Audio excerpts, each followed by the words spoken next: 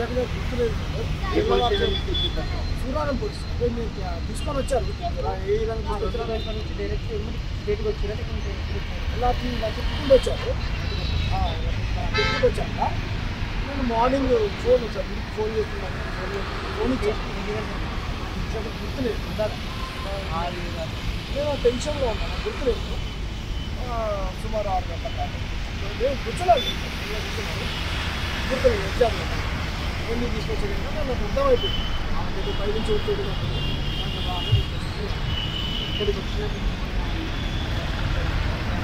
అంటే అదే ఎందుకు ఏంటి అని రిసీట్ గారు అడిగారు. తర్వాత మా చెల్లె, ముఖ్యంగా చెల్లె మా అమ్మని బాధ పోలీసు వాళ్ళు, అంటే పోలీసు వాళ్ళు పర్సనల్గా బాధపెట్టలేదు. వెనకాల కొన్ని రాజకీయ శక్తులు వీళ్ళని ఒత్తిడి చేయడం వల్ల వాళ్ళు బాధపడుతున్నారు. మా అమ్మ ఇప్పటికి ఏడుస్తున్నావు. నేనేమంటున్నా అంటే ఇది నా పర్సనల్ సమస్య కాదు. ఏదో నాకు ఇల్లు కావాలను, లేకపోతే నాకు కార్పొరేషన్ తెలంగాణ ప్రభుత్వం అమ్మాచం తీసుకుంటుంది. తెలంగాణ వ్యాపారం ఈరోజు మొబైల్ షాప్ ఓనర్లందరూ ఇళ్ళలో రోడ్డు ఎక్కారు. వాళ్ళ కోసం, వయసుల కోసం, రాజ్యమిత్రుల కోసం, తెలంగాణ కులాల కోసం, సప్పండ తెలంగాణ ప్రజల కోసం కొట్లాడుతూ ఉంటే మమ్మల్ని మీరు ఎటువంటి ఇన్ఫర్మేషన్ లేకుండా అర్ధరాత్రి 2 గంటలకు 3 గంటలకు వచ్చి డోర్లు కొట్టి తలుపులు కొట్టి తీసుకొని ఎట్లా ఆడవాళ్ళు కదా. మా అమ్మ ఉంటుంది, మా చెల్లి ఉంటుంది. మా అమ్మ ఏడుస్తూ ఉంటుంది. ఇప్పటికీ భయపడుతుంది. ఏమంటే నేరం చేశాను, ఏమంటే నేరం చేశాను. దేశాన్ని చూసుకున్నా దొంగలు నీరవ్ మోడీ, విజయ్ మాల్యా ఇటువంటి దొంగలు లంగాలు ఉన్నాయి. వాళ్ళని పట్టుకోవాలి. ఇది ఉంటుంది కదా. నిన్న పోయి కలిశాడో లేదు ఒక మార్వాడి సంఘానికి సంబంధించిన అధ్యక్షులు డీజీపీ గారిని కలిశారు. తెల్లారే మమ్మల్ని అందరూ ఏం నేరం చేశాం అంతగానో ఏం చేయలేదు కదా. ప్రజాస్వామ్య పద్ధతిలో పోరాటం చేసుకుంటున్నాం. మా తెలంగాణ వ్యాపారులు రోజు రోజుకు ఆత్మహత్యలు చేసుకుంటా ఉన్నారు. సబ్బండ కులాలు చచ్చిపోతూ ఉన్నారు. స్వచ్ఛందంగా వాళ్ళంతా వాళ్ళు బంధులో పాల్గొంటూ ఉన్నారు. జస్ట్ వాళ్ళకు మేము తోడవుతా ఉన్నాం తప్ప ఎక్కడైనా మాట్లాడతారు. తెలంగాణలో మాట్లాడుకుంటారు. మీరు గుజరాత్ పోలీసులా, మార్వాడి పోలీసులా, తెలంగాణ పోలీసులా? డీజీపీ సాబ్ మీకు నరేంద్ర మోడీ గారు చెప్పు ఉండొచ్చు, హోంమంత్రి చెప్పు ఉండొచ్చు, బండి సంజయ్ చెప్పు ఉండొచ్చు, కిషన్ రెడ్డి చెప్పు ఉండొచ్చు, జేపీ నడ్డా చెందుకు, అమిత్ షా చెప్పు ఉండొచ్చు. నేను చెప్తున్నాను సార్, అమిత్ షా గారిని ముందు అరెస్ట్ చేయండి. కేంద్ర మంత్రి అమిత్ షాని అరెస్ట్ చేయండి. అంబేద్కర్ని పట్టుకొని 7 సార్లు అవమానించాడు పార్లమెంట్లో. ఆయన ఎత్తుకోండి సార్, నేను కంప్లైంట్ ఇస్తాను వచ్చి. నేనేం పాపం చేశాను సార్? బలహీన వర్గాల కోసం వండుకోవడం తప్ప నేరమా? గుజరాతుల కోసం తెచ్చుకోవడం మా శ్రీకాంత్ గారి ముక్కలైన వెళ్ళి తక్క మరవడం కోసం అయిందా? వ్యాపారాలు పెట్టుకుంటారు మీరు, ఒకరి తర్వాత ఒకరు వస్తారు. మీరు దొరన్నటువంటి గ్రామం ఏమున్నది? మీరు ఎన్ని దుర్మార్గాలు బయటపడతా ఉన్నాయి రోజు. వాళ్ళే జిఎస్టీలు కట్టారు, సెంట్రల్ ట్యాక్సీలు కట్టరు, స్టేట్ ట్యాక్సీలు కట్టరు. మీరు డిస్టెన్స్ పేమెంట్ చేయించుకోరు, లిక్విడ్ క్యాష్ తీసుకుంటారు, రసీదులు ఇయ్యరు, జీరో మాల్ అమ్ముతారు, అందరు కలిసి కొడతారు, కులం పేరుతో దిగుతారు. ఏమన్నా చేయరు వాళ్ళని అరెస్ట్ చేయరు. ఆయన గుజరాత్ నాయకుడు నరేంద్ర మోడీ గారు ఫోటో పెట్టుకొని వెనకాల జాతీయ జెండా పెట్టుకొని తెలంగాణ వాళ్ళు తింటావుతారని మీకు పని చేత కాదన్నా తెలంగాణ సమాజాన్ని అవమానించారు. ఆయన ఎలా అరెస్ట్ చేయాలి? మమ్మల్ని కాదు కదా. ముక్కునేలకు రాసి అమరవీర స్థూపం దగ్గర తెలంగాణ సమాజానికి క్షమాపణ చెప్పాలి.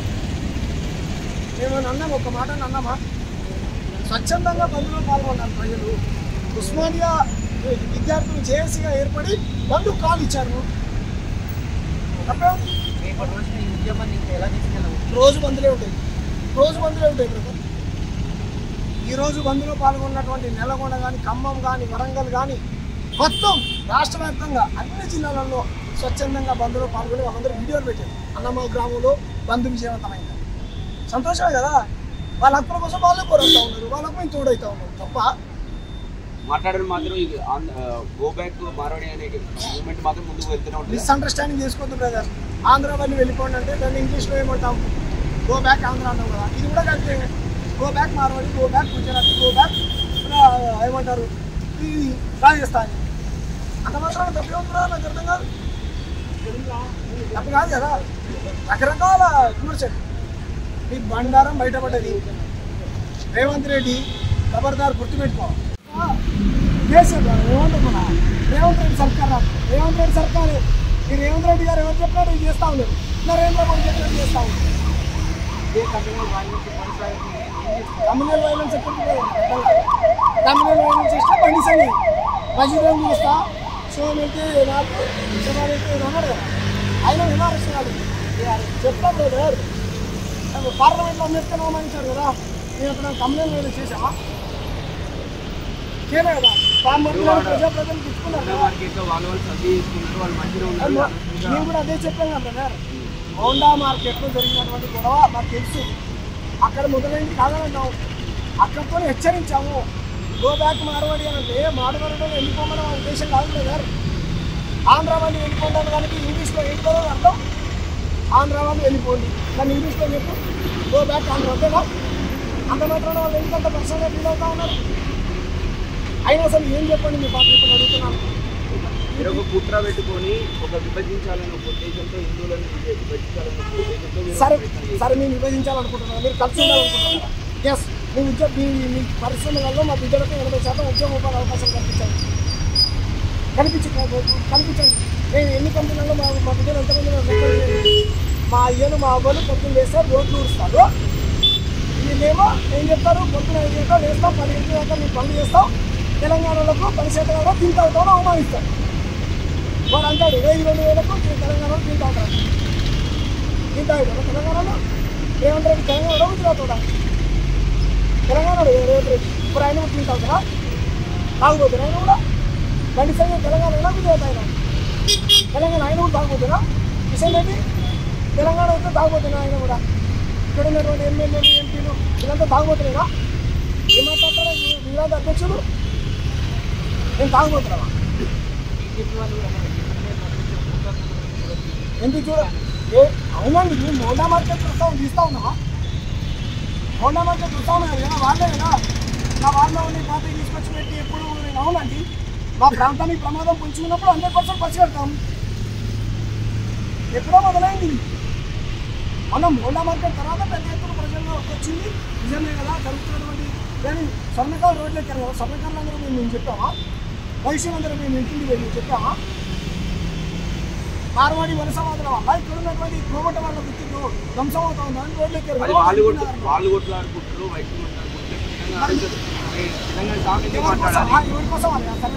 ఎవరి కోసం వాళ్ళు మరి బీజేపీ నాయకులు అందరి కోసం ఎందుకు కొట్లాడుతున్నారు. వాళ్ళు చెప్తా ఉన్నారు కదా. అందరూ అంటారు మీరందరి కోసం కేవలం మీకోసం కొట్లాడుకోండి. కనీసం ఏమవుతుంది ఆయన కోసం ఆయన ఒక్కడే కొట్టారు.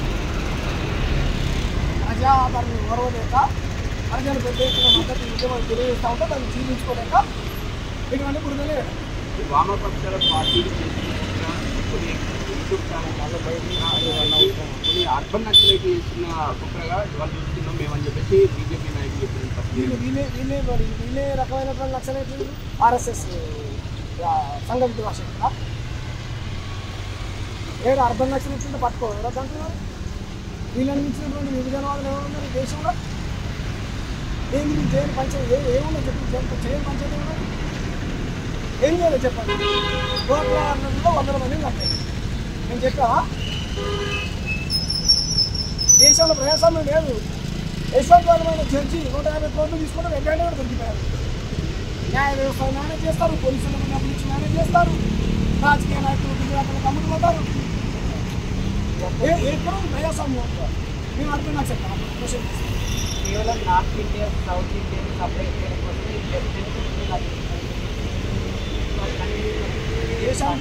దేశానికి భారత రాజ్యాంగం రక్షించింది బాబాసాహెబ్ అంబేద్కర్ రాష్ట్రం. ఫస్ట్ ఇండియన్స్ లాస్ట్ ఇండియన్స్ అక్కడ అంతా ఇండియాలో కదా. ఇన్ని రాష్ట్రాలు ఎన్నుకున్నారు. ఎవరు వాటా వాళ్ళకి దక్కాలి కదా. తప్ప అందుకే మా రాష్ట్రానికి రావాల్సిన 2 వాటాలు అడిగితే విభజన అన్యాయం కదా. కాబట్టి రేవంత్ రెడ్డి లేకపోతే ఇక్కడ ఉన్నటువంటి బీజేపీ ఎంపీలు కేంద్ర మంత్రి బండి సంజయ్ కిషన్ రెడ్డి ఇటువంటి వ్యక్తులంతా కుమ్మక్కయ్యి మార్వాడీలు డబ్బులు ఇస్తే తీసుకొని మీరు వాళ్ళని చేసుకోవాలన్నా ఒక మీరు చేసుకోండి. అంటే ఇక్కడ ఒక్క రాజకీయ పార్టీ కూడా తెలంగాణ వైపు ఉండవు కదా. ఉండవు. నా ఉద్యమానికి మద్దతు లేదంటున్నాను అంతే కదా. ఉండవు. వాళ్ళకే డబ్బులు ఇస్తారు వాళ్ళు. అవి రెండు జాతీయ పార్టీలు. ఓట్లేసే తెలంగాణ ప్రజలేమో వాళ్ళని ఎలక్షన్లు వచ్చినప్పుడు ఓట్లు అడిగేటువంటి హక్కు వీళ్ళకి లేదు. కేవలం గుజరాతీ, మార్వాడి, రాజస్థాన్లో మాత్రం అర్థం వాళ్ళు ఇచ్చిన డబ్బులు మాత్రమే తీసుకోండి. స్వర్ణకారులు ఆత్మహత్యలు చేసుకున్నారని స్వర్ణకారుల సంఘ నాయకులు మొత్తం రోడ్డు ఎక్కి 20 మంది చచ్చిపోయారని లెక్కలు బయట పెట్టారా? కౌంటర్లు అందరూ మొన్న ఎన్నికల్లో ఎక్కారా? ఈరోజు కదా స్వచ్ఛందంగా ఉస్మానియా విద్యార్థి బండి కాలిస్తే మొబైల్ షాప్ ఓనర్లందరూ రోడ్లు ఎక్కారా లేదా? ఒప్పందం వాళ్ళందరూ ఎవరు బెదర్ విజయాలు వస్తాం నచ్చలేట్లా? ఈరోజు మీరు గలం ఎత్తుతేనే మిమ్మల్ని ఈరోజు తెల్లరిగట్ల అరెస్ట్ చేసి రేపటి రోజున ధర్నాలు రాష్ట్రంలో ఇప్పుడు తెలంగాణ ఉద్యోగంలో మా శ్రీకాంత్ సార్ చచ్చిపోయింది. శ్రీకాంత్ సార్ చచ్చిపోయింది. ఎవరి కోసం చచ్చిపోయిండు? రేవంత్ రెడ్డి కోసమో, కేసీఆర్ కోసమో, బండి సంజయ్ కోసమో, ఈ గుజరాత్ మార్వాడల కోసం కాదు, మా కోసం చచ్చిపోయింది. ఆయన వారసత్వాన్ని గుర్తుపెట్టుకొని ఇప్పుడు తెలంగాణ ప్రజలు అనుభవిస్తున్న బాధ అటువంటి పోరాటం మేము చేస్తాం. శ్రీకాంత్ సార్ చారుగా మేము కూడా అమరులు అవుతాం ఈ నేల కోసం. 100% అప్పుడు కూడా అదే చెప్పాం కదా సార్, మేము అప్పుడు కూడా అదే చెప్పాం కదా. వాళ్ళు గుజరాత్ ఉన్నాయి, వాళ్ళు చేయాలనుకుంటే చేసుకోమని. నా ప్రాణం కోసం మా ప్రాంతం కోసం మేము ప్రాణాలు ఇస్తాం, మేము పోరాటం చేస్తాం, మేము ప్రజల తరఫున ఉంటాం. ఇక్కడ ఉన్నటువంటి రాజకీయ నాయకులు కాంగ్రెస్ కానీ, బీజేపీ కానీ, ఇంకోరు కానీ మీరు ఎవరి పక్షాన ఉంటారు? మార్వాడీల పక్షాన ఉంటారా?